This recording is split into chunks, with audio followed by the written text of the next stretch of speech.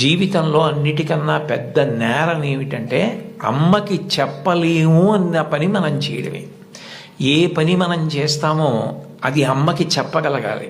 మీరు ఏ పని చెయ్యండి, ఇది అమ్మకి నేను చెప్పలేను అన్న పని మీరు జీవితంలో ఎప్పుడూ చెయ్యకూడదు. భగవంతుడెంతో అమ్మ అంతే. మీరు మహాత్ములైన వారి ఎవరి జీవిత చరిత్ర పరిశీలించండి. అమ్మకి నమస్కారం చెయ్యకుండా అమ్మ గొప్పతనం చెప్పకుండా లేరు.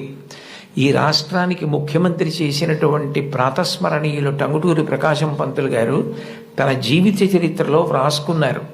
తాను మిడిల్ స్కూల్లో ప్రవేశించినప్పుడు 3 రూపాయలు జీతం కట్టలేకపోతే 25 మైళ్ళ దూరం నడిచి వెళ్ళి వాళ్ళ బావగారిని అప్పడిగితే ఆయన దగ్గర కూడా డబ్బు లేకపోతే మళ్ళీ 25 మైళ్ళు వెనక్కి తిరిగి వచ్చి, అమ్మ అప్పు దొరకలేదు, బావగారికి దగ్గర కూడా లేవుట, నేను చదువు మానేస్తానంటే అప్పటికి ఆ తల్లికి ఉన్నది ఒకే ఒక్క పట్టు చీర. ఆ పట్టు చీర పట్టుకెళ్ళి ఆ రాత్రికి రాత్రి తాకట్టు పెట్టి ఆవిడ ఆ డబ్బు పట్టుకొచ్చి చదివిస్తే ప్రకాశం పంతులు గారు బ్యారిస్టర్ అయ్యి రాష్ట్రానికి ముఖ్యమంత్రి అయ్యారు. ఆయన తన జీవిత చరిత్రలో అమ్మ గురించి అంత గొప్పగా వ్రాసుకున్నారు.